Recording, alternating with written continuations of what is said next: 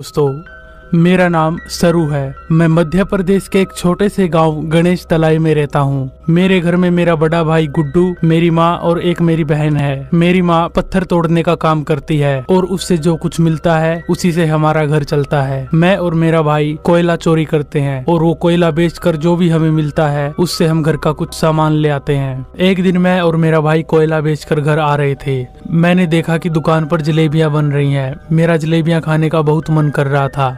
मैंने अपने भाई गुड्डू से कहा मुझे जलेबी खानी है, लेकिन गुड्डू के पास उस टाइम जलेबियां खरीदने के लिए पैसे नहीं थे। उसने मुझसे कहा कि एक दिन मैं तुझे जी भर के जलेबियां खिलाऊंगा। मैंने अपने भाई से कहा हम जलेबियों की पूरी दुकान खरीद लेंगे। ये कहकर हम दूध लेकर वहाँ से चल पड़ते हैं। कोयले के बदले उस दिन हमें दूध मिला। मेरी माँ ने हमसे पूछा कि ये दूध कहाँ से लेके आए हो, तो हमने कोई जवाब नहीं दिया। हम कोयला चोरी करते हैं इस बात का हमारी माँ को बिल्कुल भी नहीं पता था। एक दिन मेरा भाई कहीं जाने की तैयारी कर रहा था। गुड्डू को जाते देख मैं भी उसके साथ चलने के लिए कहता हूँ, लेकिन गुड्डू ये कहकर मना कर देता है कि मैं बहुत छोटा हूँ। लेकिन मैं उसे समझाता हूँ कि मैं छोटा नहीं हूँ, मैं कुछ भी उठा सकता हूँ। मैं वहाँ पर पड़ी चीजें उसको उठाकर दिखाने लग जाता हूँ, लेकिन फिर भी मेरा भाई गुड्डू नहीं मानता। मेरे काफी ज्यादा जिद करने पर वह मुझे साथ में ले जाने के लिए तैयार हो जाता है। मैं और मेरा भाई गुड्डू दोनों शहर की तरफ चल देते हैं। हम दोनों गांव के स्टेशन से ट्रेन पकड़ते हैं और शहर पहुंच जाते हैं। मुझे काफी गहरी नींद आ गई थी। मेरा भाई गुड्डू मुझे जगाने की भी कोशिश करता है, लेकिन मेरा उठने का बिल्कुल भी मन नहीं कर रहा था और वह मुझे स्टेशन पर लगे हुए एक बेंच पर लेटा देता है और मुझसे कहता है कि जब तक मैं ना आऊं तुम यहीं पे रहना। यह कहकर मेरा भाई गुड्डू चल देता है। मैं अपने भाई से कहता हूँ कि आते वक्त मेरे लिए जलेबी लेके आना। मेरा भाई कहता है ठीक है। फिर मैं अपने भाई से कहता हूँ कि मैं पूरी 2000 जलेबियां खाऊंगा। मेरा भाई कहता है ठीक है, मैं 2000 जलेबियां लेकर आऊंगा। ये कहकर मेरा भाई चला जाता है और मैं वापस वहीं पर सो जाता हूँ। मुझे नहीं पता मैं कितनी देर वहाँ पर सोया, लेकिन जब मैं उठा तो रात काफी हो चुकी थी। स्टेशन पर कोई भी नहीं था। उठते ही मैं अपने भाई को पुकारने लगा, लेकिन गुड्डू शायद अभी तक आया नहीं था। काफी देर इधर उधर देखने के बाद मैं स्टेशन पर खड़ी एक ट्रेन की बोगी में जाकर सो जाता हूँ। अगली बार जब मेरी आंख खुलती है तो मैं देखता हूँ कि ट्रेन चल रही है। मुझे एहसास हो रहा था कि मैं उस स्टेशन से काफी दूर आ चुका हूँ। मैं ट्रेन की बोगी में इधर उधर भागने लग जाता हूँ और अपने भाई गुड्डू को पुकारने लग जाता हूँ। ट्रेन की बोगी में उस टाइम कोई भी नहीं था। यह एक पैसेंजर ट्रेन थी। मैं ट्रेन में जोर जोर से अपने भाई को पुकारता हूँ। मैं इतना छोटा था कि मुझे बिल्कुल भी समझ नहीं थी कि मुझे अब क्या करना चाहिए। ट्रेन से बाहर मुझे कोई भी दिखता मैं उससे कहता कि मुझे यहाँ से बाहर निकालो। आगे जाकर ट्रेन कोलकाता के एक स्टेशन पर रुक जाती है। मुझे पूरे 2 दिन इस ट्रेन में सफर करते हुए हो चुके हैं और मैं अपने घर से लगभग 1200 किलोमीटर दूर पहुँच चुका हूँ। मैं उस स्टेशन पर उतर जाता हूँ। स्टेशन पर काफी सारी भीड़ थी। मैं वहाँ पर भीड़ को देखकर काफी घबरा जाता हूँ और वहाँ पर भी मैं अपने भाई गुड्डू को पुकारता हूँ। मुझे जरा भी अंदाजा नहीं था कि मैं अपने घर से 1200 किलोमीटर दूर आ चुका हूँ, इसलिए मैं वहाँ पर भी अपने भाई गुड्डू को ही पुकार रहा था। वहाँ पर मैंने काफी सारे लोगों से मदद मांगने की कोशिश की, लेकिन कोई भी मेरी मदद नहीं कर रहा था। असल में वहाँ की भाषा भी मुझे समझ नहीं आ रही थी। वो मुझे क्या कह रहे हैं मुझे कुछ भी पल्ले नहीं पड़ रहा था। मैंने ट्रेन के टिकट काउंटर पर भी जाकर कहा कि मुझे अपने गाँव गणेश तला जाना है, लेकिन मेरी बात कोई भी नहीं सुन रहा था, क्योंकि गणेश तलाई मध्य प्रदेश का एक बहुत ही छोटा सा और पिछड़ा हुआ गाँव था।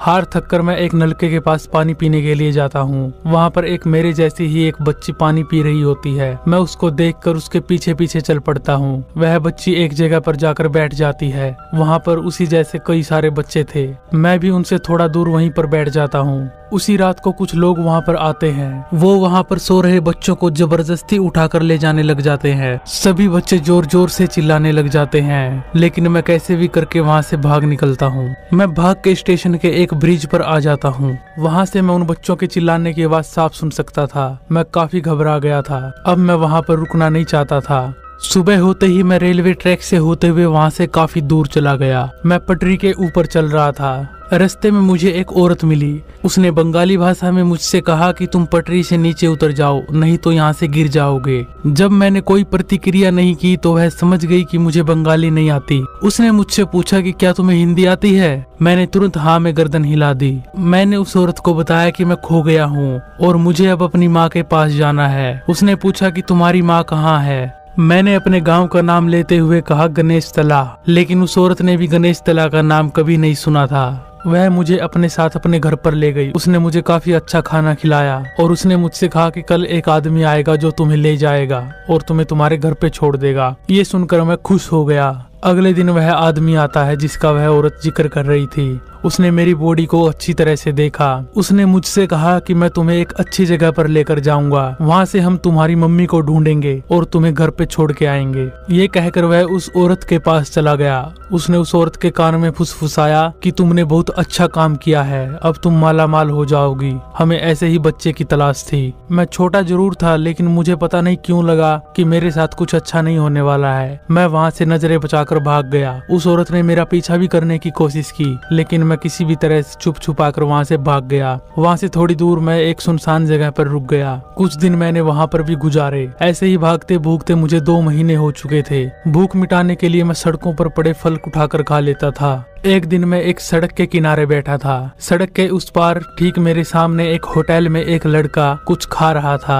मैं उसको देख के उसकी नकल करने लगा। खाना खाते टाइम वह जैसे जैसे करता मैं भी उसका एक्शन वैसे ही रिपीट कर देता। उस लड़के की नजर मेरे ऊपर पड़ गई। वह समझ गया कि मैं भूखा हूँ। वह खाना लेकर मेरे पास आया। वह सच में बहुत अच्छा लड़का था। खाना खिलाकर वह मुझे पुलिस स्टेशन लेके गया। वहाँ पर उसने पुलिस को बताया कि यह लड़का बंगाली नहीं जानता, हिंदी जानता है और यह किसी जगह गणेश तलाई से है। लेकिन पुलिस वाले भी गणेश तलाई के बारे में कुछ नहीं जानते थे क्योंकि ये गांव एक तो मध्य प्रदेश में था जो कि वहां से लगभग 1600 किलोमीटर दूर था और उस समय इंटरनेट भी इतना प्रचलन में नहीं था। उन्होंने मेरी एक फोटो खींचकर अखबार में इश्तिहार लगवा दिया और मुझे अनाथालय भेज दिया ताकि अखबार में मेरे परिवार वाले फोटो देखकर मुझे वहाँ से लेने आ जाएं। अनाथालय बहुत बड़ा था। वहाँ पर मेरे जैसे बहुत सारे बच्चे थे जो कि शायद मेरी तरह अपने परिवार से बिछड़ गए थे। वह जगह जेल से भी बदतर जगह थी। फर्क बस इतना था कि हम कोई मुजरिम नहीं थे, फिर भी हमें कैद रहना पड़ता था।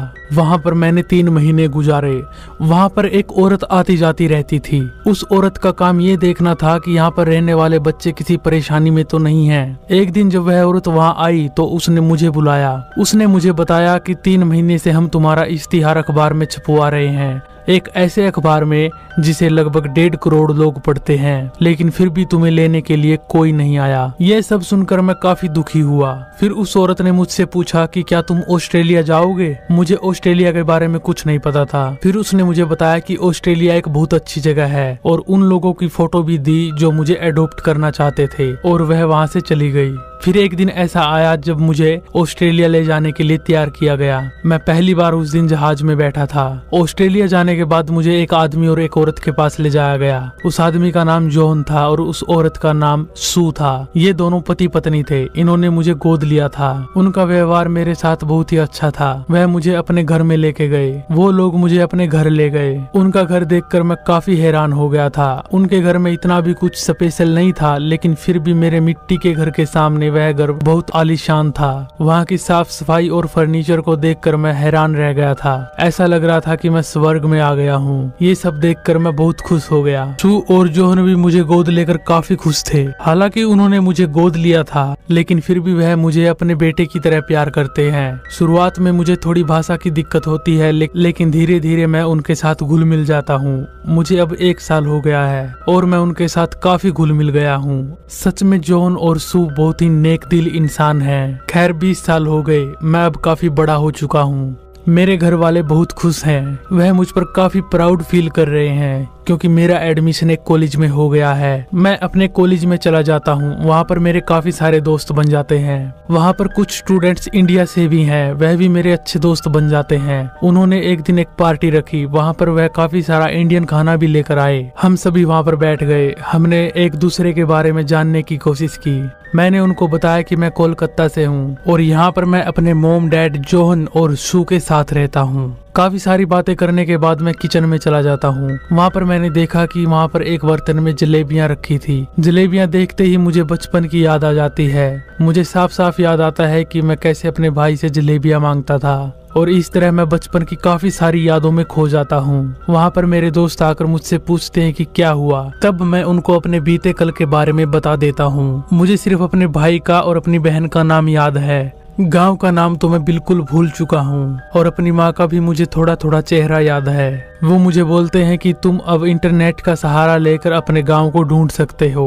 वह मुझे गूगल मैप के बारे में भी बताते हैं। उस समय गूगल मैप प्रचलन में आया ही था। मेरे सभी दोस्त मेरी हेल्प करना चाहते थे, लेकिन मैं इस बारे में ज्यादा बात नहीं करना चाहता था क्योंकि मैं मेरी जिंदगी में काफी खुश था। वहाँ पर एक लड़की मेरे साथ काफी ज्यादा अटैच हो जाती है। हम दोनों एक अच्छे दोस्त बन जाते हैं। पता नहीं क्यों मुझे अपने बचपन की याद अब कुछ ज्यादा ही आने लगी थी, इसलिए ना चाहते हुए भी मैंने एक बार इंटरनेट पर अपने गांव को ढूंढने की कोशिश की, लेकिन मुझे कुछ खास नतीजा नहीं मिला। मुझे एहसास हुआ कि मेरे खोने के बाद मेरी माँ और मेरा भाई कितने परेशान हुए होंगे। बेटा होने के नाते शायद मुझे एक बार तो उनसे जरूर मिलना चाहिए। सारा दिन अब तो मेरे दिमाग में बस यही चलता रहता था। एक दिन मैं और मेरी फ्रेंड एक पहाड़ी पर बैठे थे। वहाँ पर मुझे लगा कि मेरा भाई गुड्डू मुझे बुला रहा है। वह ठीक वैसे ही बुला रहा था जैसे वह मुझे बचपन में बुलाता था। ऐसे दृश्य मुझे और भी ज्यादा परेशान कर रहे थे और मुझे घर की याद और भी ज्यादा आने लगी थी।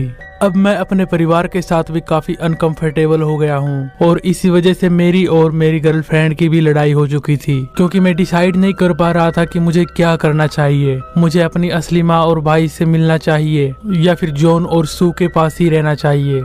इसलिए मैं काफी ज्यादा अपसेट हो गया था। अब तक मैं यही सोचता था कि सू और जॉन कभी माँ बाप नहीं बन सकते, इसलिए उन्होंने 2 बच्चों को एडॉप्ट किया है। लेकिन एक दिन सू ने मुझे बताया कि ऐसा कुछ नहीं है। वह चाहते तो अपने खुद के बच्चे पैदा कर सकते थे, लेकिन उन्हें लगा कि दुनिया में बहुत सारे अनाथ बच्चे हैं। वह सभी को तो नहीं, लेकिन कम से कम 2 बच्चों को तो गोद लेकर उनकी मदद कर ही सकते हैं। इतना जानने के बाद मेरी नजरों में जॉन और सू के लिए इज्जत और भी ज्यादा बढ़ गई थी। अब मैंने अपना इंडिया जाने का इरादा बदल लिया था। मैं अब जॉन और सू को और ज्यादा दुखी नहीं कर सकता था। हालांकि मेरा जॉन और सू से दूर जाने का कोई इरादा नहीं था, लेकिन फिर भी मैं इंटरनेट पर जाता और अपने गांव को ढूंढने की कोशिश करने लग जाता था। एक दिन ऐसे ही जाने अनजाने में मैप पर मुझे अपना गांव दिखाई दे गया और मैप पर लिखे मेरे गांव के नाम को पढ़कर मुझे याद आ गया कि मेरे गांव का नाम गणेश तला है। हालांकि मेरी यादें धुंधली थी, लेकिन मैप पर मेरे गांव की तस्वीर देखकर मेरी सारी यादें साफ होती जा रही थी। इसी तरह मैप पर देखते देखते मैंने अपना घर ढूंढ लिया था। मेरा घर थोड़ा धुंधला दिखाई दे रहा था, लेकिन मुझे यह साफ पता चल रहा था कि यही घर मेरा है। मैंने ये बात अपनी माँ सू को बताई और उससे मैंने कहा कि अगर आप कहेंगे तो ही मैं अपनी माँ से मिलूंगा।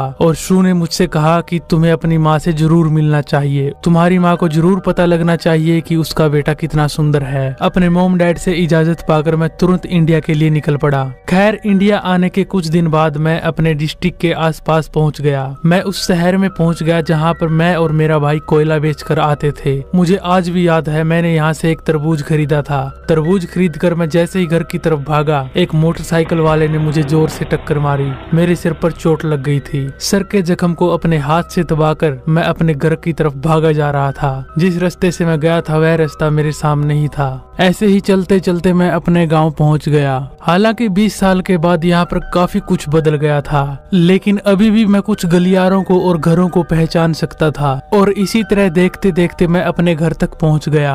अपने घर को मैं थोड़ी दूर से ही देखकर पहचान गया था, लेकिन अब वहाँ पर कोई नहीं रहता था। मैं काफी दुखी हो गया। मैंने पड़ोस के लोगों से पूछा भी, लेकिन वह मेरी भाषा को नहीं समझ पा रहे थे और मैं उनकी भाषा को नहीं समझ पा रहा था, क्योंकि मैं हिंदी बिल्कुल भूल चुका था। तभी वहाँ पर एक आदमी आता है। वह आदमी थोड़ी बहुत इंग्लिश जानता था। उसने मुझसे पूछा कि क्या तुम्हें कोई मदद चाहिए। मैंने उसको बताया कि मैं सरू हूँ और जब मैं छोटा था तो इस घर में रहता था। मैंने उसको अपने भाई और अपनी माँ के बारे में भी बताया। वह आदमी बिना कुछ कहे वहाँ से चला गया। वहाँ पर सभी लोग मेरी तरफ देख रहे थे। उनके लिए मैं बिल्कुल अनजान व्यक्ति था। तभी थोड़ी देर बाद उस आदमी ने इशारे से मुझे बुलाया। जब मैं उस आदमी के पास गया तो मैंने देखा कि सामने से कुछ औरतें आ रही थी। उन औरतों में सबसे आगे एक औरत थी जो बिल्कुल मेरी माँ की तरह दिखाई दे रही थी। जैसे जैसे उस औरत का चेहरा मेरे नजदीक आता जा रहा था, मुझे यह साफ होता जा रहा था कि यह मेरी माँ ही है। उसके पास आते ही मेरे मुंह से माँ निकल गया और मेरा गला पूरी तरह भर गया। माँ ने तो मुझे दूर से ही पहचान लिया था। मैं और मेरी माँ गले लगकर बहुत रोए। मैं अपनी बहन शकीला से भी मिला, वह काफी बड़ी हो गई थी। जब मैंने अपनी माँ से अपने भाई गुड्डू के बारे में पूछा तो मेरी माँ को एकदम एक धक्का सा लगा। तब मुझे पता चला कि जिस रात मैं और मेरा भाई गुड्डू शहर गए थे, उसी रात मेरे भाई गुड्डू का एक ट्रेन के साथ एक्सीडेंट हो गया था और वह वहीं पर मर गया था। उस रात मेरी माँ ने एक नहीं बल्कि अपने दोनों ही बेटों को खो दिया था। मैंने ऑस्ट्रेलिया जॉन और सू को एक वॉइस मैसेज किया। मैंने उनसे कहा कि मुझे अपना परिवार मिल गया है, लेकिन इससे कुछ भी बदलने वाला नहीं है। आप हमेशा मेरे दिल में रहोगे। अपने परिवार से मिलकर मैं बहुत खुश था। मैं हर उस जगह पर गया जहाँ पर मैं और मेरा भाई खेला करते थे। मेरी यादों में सबसे ज्यादा मुझे अपना भाई ही दिखाई देता था, क्योंकि मैं ज्यादातर वक्त अपने भाई के साथ ही गुजारता था। यहाँ आने के बाद मुझे पता चला कि इतने सालों से मैं अपना नाम लोगों को गलत बताता था। मेरा नाम सरू नहीं बल्कि शेरू था।